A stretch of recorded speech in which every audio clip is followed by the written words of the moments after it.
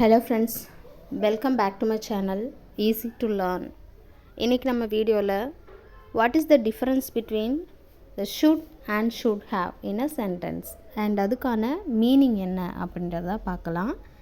should means வேண்டும், ஏதாவது ஒரு விஷயம் நமக்கு வேணும் அப்படின்னு நம்ம தெரிவிக்கிறதுக்காக we can use this should have எங்கே யூஸ் பண்ணணும் அப்படின்னா ஏதாவது ஒரு விஷயம் நீ செஞ்சுருக்கணும், நீ படித்திருக்க வேண்டும், நீ விளையாடிருக்க வேண்டும் அப்படின்றத இன்சிஸ்ட் பண்ணுறதுக்காக we can use that. past actions-ஐ ப்ரெசண்ட்டில் சொல்கிறதுக்கு.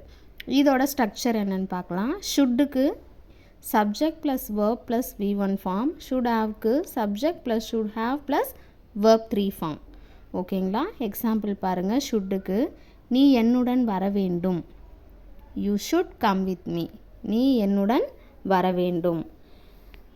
நான் படிக்க வேண்டும், I should study, நான் படிக்க வேண்டும் அப்படின்றத மென்ஷன் பண்ணி நான் படிக்கணும் அப்படின்றதுக்காக we can use that. and அவர்கள் போக வேண்டும், they should go.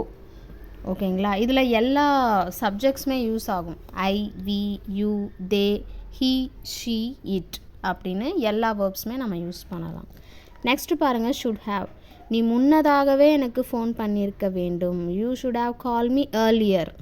should have முன்னாடியே நீ எனக்கு ஃபோன் பண்ணியிருந்துருக்கலாம்ல அப்படின்னு நம்ம கேட்போம்ல, ஸோ அதுக்கு நம்ம யூஸ் பண்ணலாம். நாம் போயிருக்க வேண்டும், we should have gone. Third form of verb gone நம்ம யூஸ் பண்ணுறோம். ஸோ கைஸ், இன்றைக்கான ஹோம்ஒர்க் நீ விளையாட வேண்டும் அண்ட் நீங்கள் படித்து முடித்திருக்க வேண்டும், இது என்ன ஃபார்ம்ஸ் நம்ம யூஸ் பண்ணியிருக்கோம் அப்படின்றத மறக்காமல் கமெண்ட் செக்ஷனில் கமெண்ட் பண்ணுங்கள். இந்த மாதிரியான வீடியோஸ் ஃப்யூச்சரில் உங்களுக்கு வேணும் அப்படின்னு நினச்சிங்கன்னா மறக்காமல் நம்ம சேனலை சப்ஸ்கிரைப் பண்ணிக்கோங்க. தேங்க்யூ ஃபார் வாட்சிங்.